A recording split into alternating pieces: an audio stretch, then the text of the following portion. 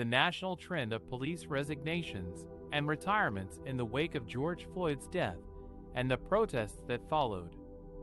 The murder of George Floyd by a Minneapolis police officer in May 2020 sparked a wave of protests across the country, demanding justice and accountability for police brutality and racism.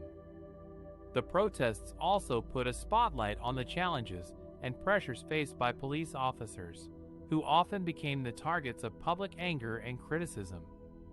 Some officers felt vilified, demoralized, and unsupported by their departments and communities. Others felt disillusioned, burned out, or fearful for their safety and health amid the coronavirus pandemic. As a result, many officers decided to quit their jobs or retire early, creating a staffing crisis for some police departments.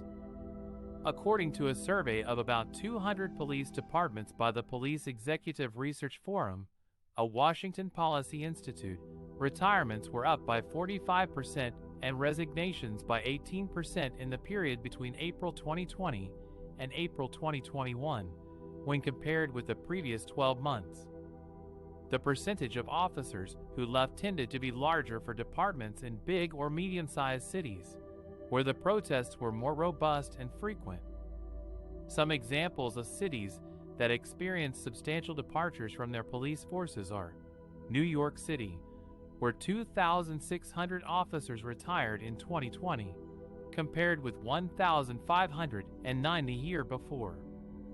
Portland, Oregon, where 69 officers resigned and 75 retired from April 2020 to April 2021, versus 27 and 14 the previous year. Seattle, where resignations increased to 123 from 34 and retirements to 96 from 43. Minneapolis, which had 912 uniformed officers in May 2019, but is now down to 699. One of the hardest-hit cities proportionally was Asheville, North Carolina, which lost more than one-third of its force, more than 80 officers out of a full complement of 238. Asheville is a liberal city in a conservative state, where residents often protest against social and environmental issues. The city's police chief, David Zak, said that his officers felt vilified and destroyed by some of the protesters who spit on them, threw explosives at them, and chanted insults at them. One of the officers who quit was Lindsay C. Rose, who wrote an online essay explaining her decision.